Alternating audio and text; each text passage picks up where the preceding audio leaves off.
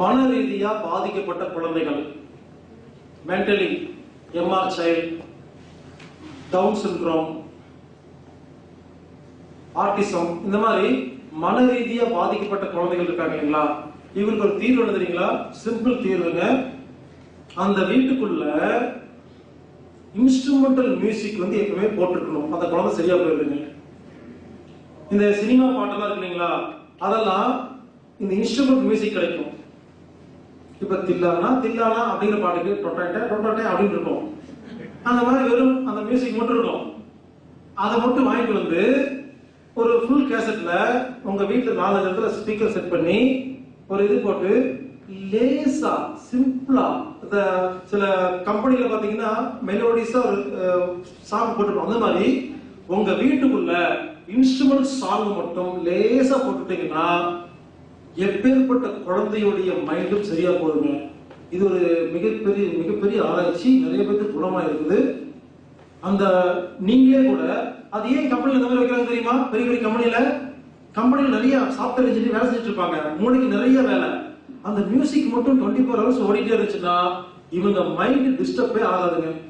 Mind சுத்தமாயி clear ஆகி பிரகாசமா வேலை செய்வாங்க. அதை நம்ம என்ன பண்றோம்? நம்ம குழந்தைக்கு அப்ளை பண்றோம். நம்ம வீட்டுல எப்பவுமே இன்ஸ்ட்ருமெண்ட் மியூசிக் இருந்து அந்த குழந்தை அந்த வீட்டுக்குள்ள வளர்த்தா அந்த குழந்தைக்கு சீக்கிரமா சரியா போகுது. நீங்க ஒண்ணும் பண்ண வேண்டாம், அந்த மியூசிக்கே குணப்படுத்துதுங்க. இந்த மாதிரி நிறைய பேருக்கு குணமா இருக்குது. ரொம்ப சிம்பிளா இருக்குது, நல்லா இருக்குது. இது கூட இந்த மன ரீதியா பாதிக்கப்பட்ட குழந்தைகளுக்கு நீரோ தெரப்பின்னு ஒரு வைத்தியம் இருக்குங்க. டாக்டர் லெஜ்பதி ராய் மெஹ்ரா அப்படின்னு ஒருத்தர் மும்பையில் இருக்காரு. அவருக்கு ஒரு 100 வயசு இருக்கும், இப்போ உயிரோடு இருக்காரு. டாக்டர் லெஜ்பதி ராய் மெஹ்ரா. இவர் தான் இந்தியாவில் மருந்து இல்லாத வைத்தியத்தை முதல்ல ஆரம்பிச்சு இந்த பிரச்சாரம் பண்ண ஆரம்பிச்சவர். நான் இவர்கிட்ட தான் இந்த சாப்பிடும் போது தண்ணி குடிக்க கூடாதுங்கிற விஷயத்தை கத்துக்கிட்டேன்.